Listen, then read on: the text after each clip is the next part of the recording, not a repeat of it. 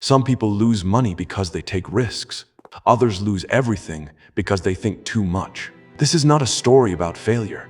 This is a story about a man who waited and overthought too much until opportunity stopped waiting for him. Matthew trusted fear more than facts, not because he was weak, but because his mind never stopped talking. Every decision turned into a courtroom inside his head. Every possibility argued, every risk magnified. At 36, Matthew had saved more money than most people his age and enjoyed none of it, because saving felt safe. Then one ordinary evening, his phone rang. "Matthew," his friend Daniel said, "have you seen Overthinking?" Matthew opened the chart. The stock had crashed. Hard, red candles. "This is temporary," Daniel said. "The company is strong. Bad news scared weak hands. I'm investing tomorrow." Matthew's heart beat faster. Opportunity had arrived, and fear arrived with it. That night, Matthew didn't sleep. What if this fall isn't temporary? What if there's fraud we don't know yet?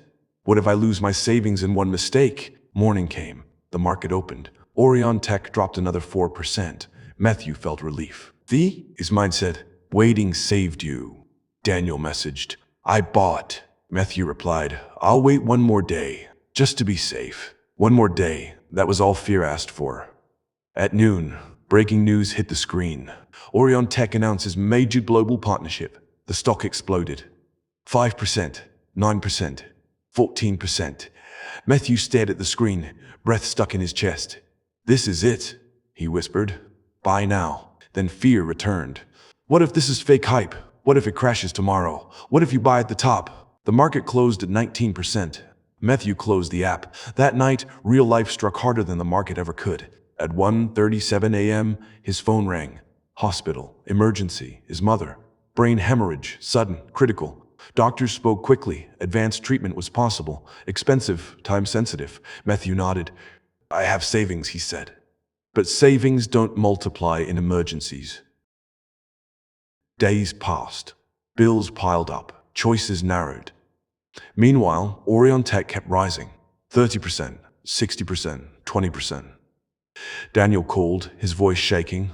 "I sold half today," he said. This one decision changed everything. Matthew listened, silently, from a hospital corridor. One evening, a doctor stood beside him. "We did what we could. If treatment had started earlier, maybe." The sentence didn't end. Matthew lost his mother. At the funeral, he didn't cry loudly. He replayed moments. Charts, choices, hesitations. Fear hadn't saved him money, it had stolen time. After his mother passed away, Matthew didn't become fearless. He became honest with himself. For the first time, he admitted something he had always avoided. It wasn't bad luck. It wasn't the market. It was me. One evening, Matthew stood in his kitchen staring at a leaking tap. Water dripped steadily, endlessly into the sink. Tick, tick, tick. Old Matthew would have ignored it, thinking, "I'll fix it later." But something about that sound irritated him. He realized this was exactly how his life had been leaking away, drop by drop, while he kept thinking. A few days later, Matthew noticed something else. In his neighborhood, a small grocery shop had shut down. The owner had moved away. But every evening, people still stood outside, confused, searching for options. Matthew didn't jump immediately, he observed. For 2 weeks, he watched quietly what people bought. When crowds came, what was missing nearby. He wrote things down, not endless what-ifs, just facts. Then he made a plan. He decided to open a late-night essential store: medicines, milk, bread, emergency items, nothing fancy, nothing risky. Fear tried to interrupt. What if it fails? What if people don't come? What if I lose money? This time, Matthew didn't argue with fear. He answered it. "If it fails, I've limited the loss. If people don't come, I'll learn why. If I lose money, I'll survive." Then he stopped thinking and acted. The first week was quiet. Too quiet. Old Matthew would have panicked. He noticed people came late after 10 p.m., so he changed timings. He noticed people asked for delivery, so he added it. No overthinking, only adjustment. Within 3 months, the store broke even. Within a year, it became profitable. But the real turning point came one night. An elderly man rushed in, breathless. "My wife collapsed," he said. "I need medicine now."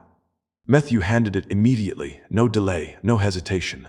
The man's hands shook as he said, "If this shop wasn't open, I don't know what would have happened." For the first time, his action, not his thoughts, had made a difference. Years later, Matthew runs multiple small stores across nearby areas.